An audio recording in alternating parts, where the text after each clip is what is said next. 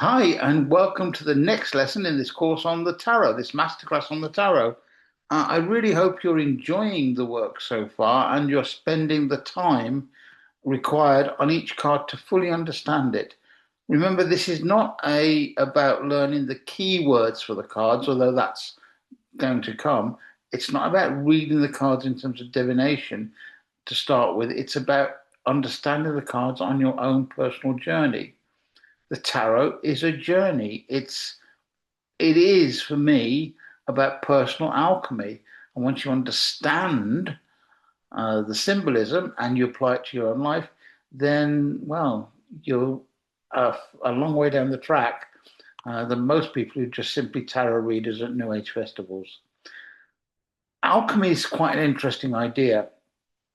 We know about alchemy, the idea of turning lead into gold, and that's the kind of material alchemy.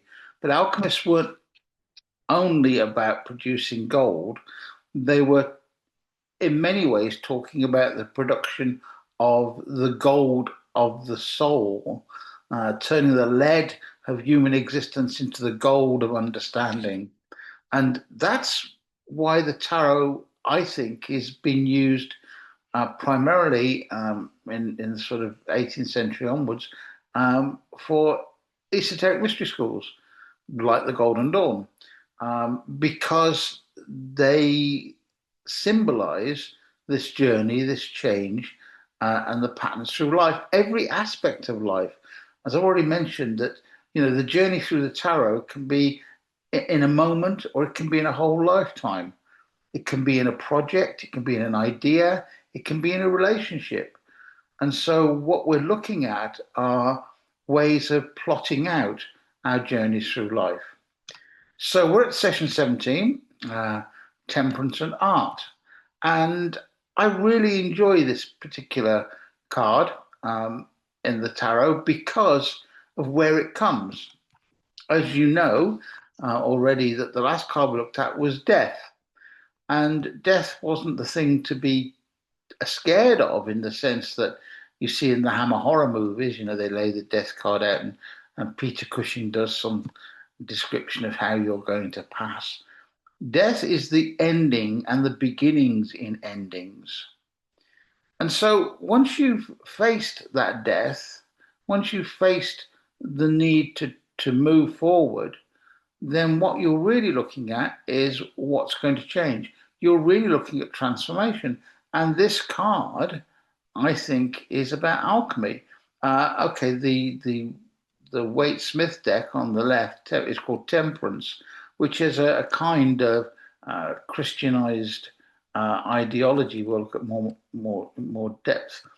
But the card on the right, which is the Frida Harris Crowley card, art, that is very alchemical. And if you look at that with a lot of detail, you can see that there is the story of alchemy in that card. So let's look at the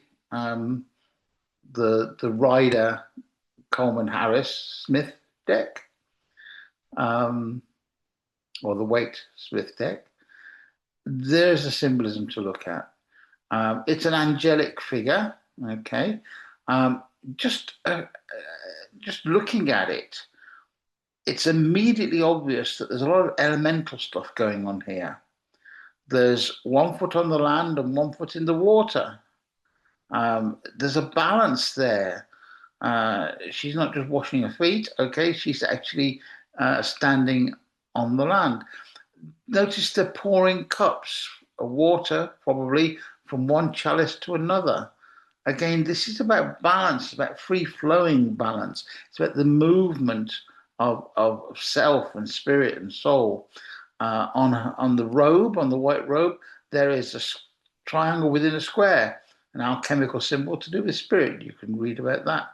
Notice the wings, okay, that this particular character has wings. Uh, we're already seeing earth, water, and air, and the sun. The path that's into sunlight is fire, earth, air, fire, water. Uh, there's a halo around this particular character, enlightenment or spirit. So we have all of the elements in this particular card. We have the water, which is bringing life, and the water on the left leads to a path between the peaks, leading to sunlight. We have a verdant, flourishing land that this particular character is standing on. So after the misery and the harvest of death, if you like, we're seeing regrowth, rebirth, we're seeing readjustment, rebalancing. Okay. Um, and this card is about spiritual and material balance or temperance. The word temperance is really interesting. I mean, I think uh, if we're of a certain age, we will have heard of temperance societies in the sort of 1920s, and these were societies that promoted abstinence from alcohol, which is not a particularly good thing, in my opinion, but a balanced view to alcohol is. And in the same way, kind of a tangent, and I'll make this kind of fit, if you like, there's a balance between spirituality and materialism. We all know people that are far too materialistic and haven't got an apparent spiritual thought in their body. But we also know people that I would call the space cadets, that where everything is spiritual and therefore symbolic, and nothing is real. And one wonders how these particular people actually balance their relationships, their work life, with their spiritual life, because after all, we are material beings living on a material plane and existing on a material plane, but we have spiritual aspirations, perhaps. Now, I'm not sort of saying that I'm a big materialist. What I am saying is that we need to balance and recognize we need to have a temperate view of the world that we live in. So when you start to look at this card, it is about, if I move my image, whoops, wrong one. If I move my image out the way, there we go. So you don't need to see me. I'll put me over there. When you look at this image, you need to start with your initial reactions. When you looked at this card, what was the first thing that you thought or felt? And many people look at this card, if they are particularly from a sort of spiritual background or a religious background or are brought up in a Christian or similar religion, see that as an angel. I don't necessarily see it as an angel. I see it as a symbol of having the wings. Um, no Red Bull advert jokes there, but I see it as having the connection with air. Um, but then you've got to move on to the symbolic references. What are the flowers? What's the water? What's in the chalices? Why is this person in a white robe? White initiation, perhaps? A re-initiation after death, perhaps? What are the mystical references? Again, you need to look at your earth, air, fire, and water symbolism. Remember, earth, air, fire, and water, the actual four suits of the minor arcana. You need to look at the fact that there is the mountain in the background with the path leading to it. You will see that again, and you've seen it before. Where have you seen it? With what cards? Where have you seen a pathway leading between mountain peaks? Or where have you seen mountain peaks? Are the mountain peaks where the fall started? And the fall started there, and there's been a journey to this point through all the trials and tribulations of the other cards. And then, oops, who is death and what is his function? Now, that seems a bit odd. We're talking about death within this particular card, but remember, you've just come from death. And if you see death as finality, then this card doesn't make sense, that much sense.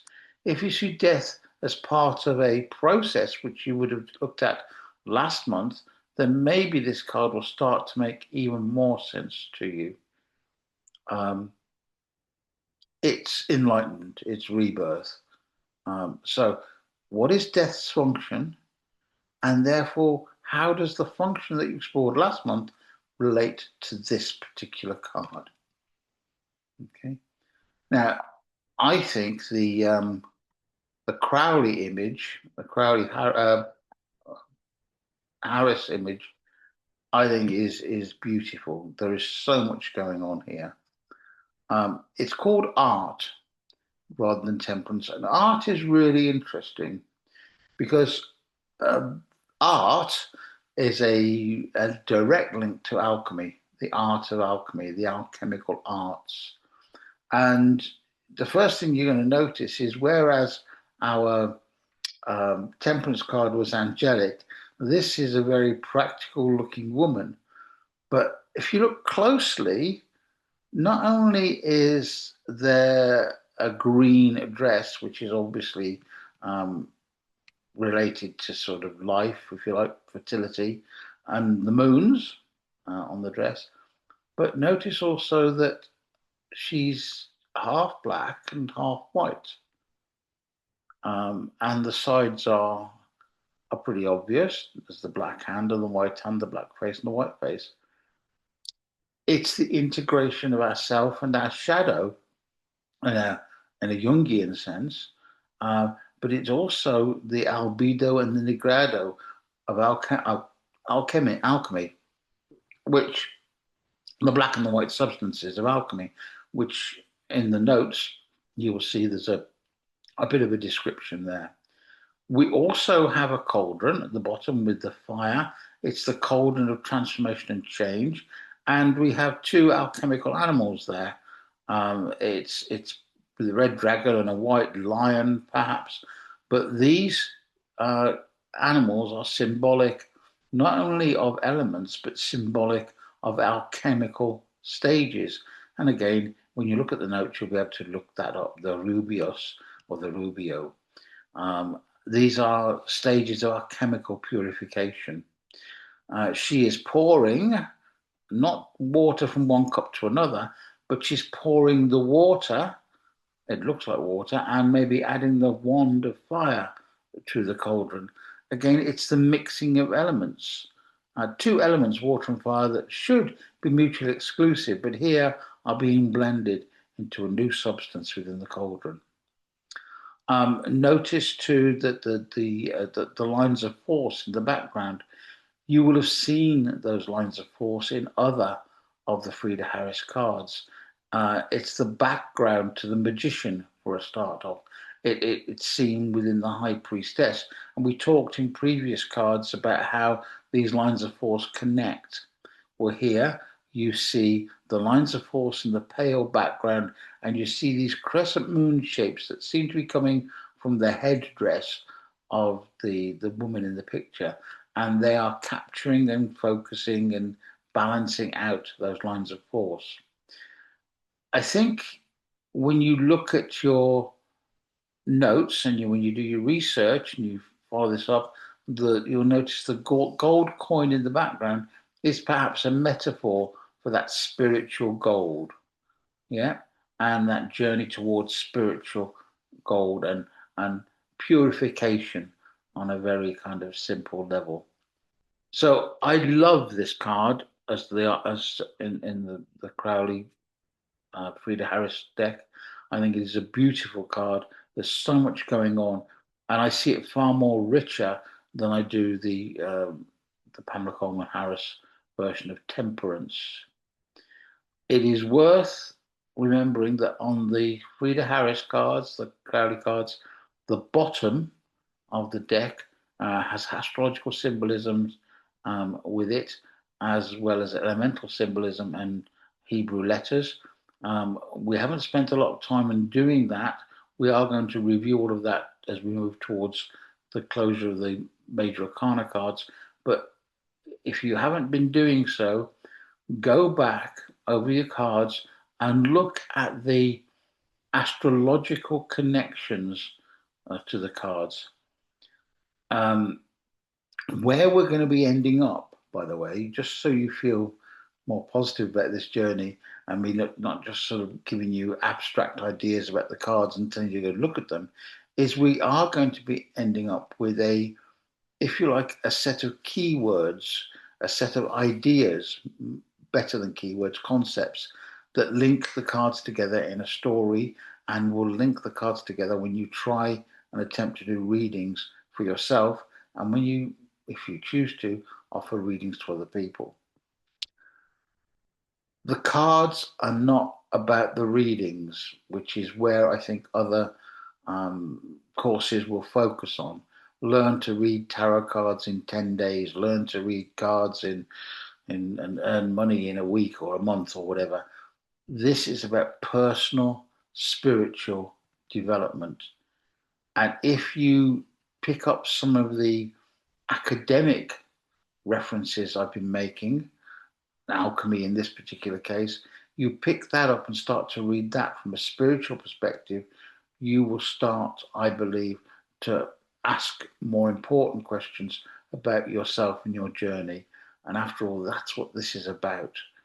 Okay, you're on this journey, A, to learn a bit of tarot, but B, to hopefully be inspired to go looking things up and chasing those texts, those grimoires, looking up some of the histories of the secret societies. You know, when these cards were drawn, the only way to find the links that are suggested by these cards was to look in dusty old texts and tomes, and to actually go and track down the grimoires, and maybe sometimes pay a lot of money for early copies of these ancient texts.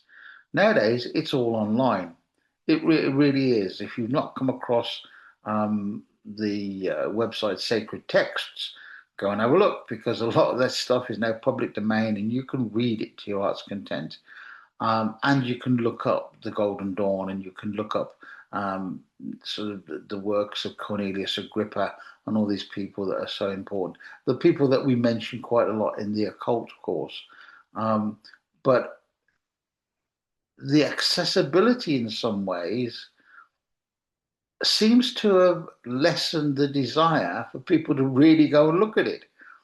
It's interesting, isn't it? If something is scarce and rare, we give it more value than something that is commonplace. And I think, in terms of these ideas, because they are now very commonplace in terms of easy to find, then the student maybe doesn't feel they have to work so hard in getting the information, and therefore it ceases to be of value. And that's certainly not the case. These cards, this journey, this card in particular, is about engaging you in the alchemical processes which change your lead into your gold. So, as in all the cards, you start with your initial reaction, move on to the symbolic references, like, is there a text on that coin in the back? I think you might find there is. I'm not going to give you all the stuff here, but if you find the text, what do you think it means? What does it mean? You might find it relates to alchemy. So the symbolic references, the griffin and the lion, or the red dragon and the lion, the black and the white, the stages of alchemical processes. The mystical references, well, that's the research. You might like to really, I would recommend you read some alchemical texts, but I've tried to provide some notes for you to follow. And then, like I said in the last card, I know it says who is death, but in the essence or the sense of transformation, what is death? Okay, and again, death is not the end. I think we'll find that we need to be looking here at this idea of death being cleansing, and this being the next stage of our development. And if you've reached this card and you've been doing the journey, we're ready to take that next stage of development. You still have choices. And so when we get to the next card, the devil, we will find out about the imperative of making those choices. But I'll leave that one with you. And until next month, go well.